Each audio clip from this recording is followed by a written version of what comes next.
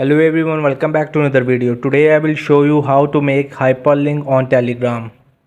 So you have to just open the Telegram app on the Android device or iOS.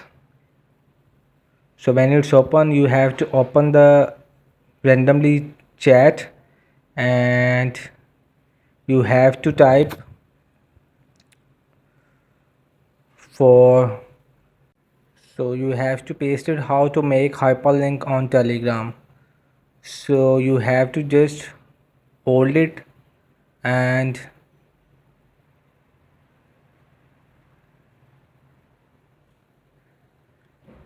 you will have to copy it all, and there are the three dots.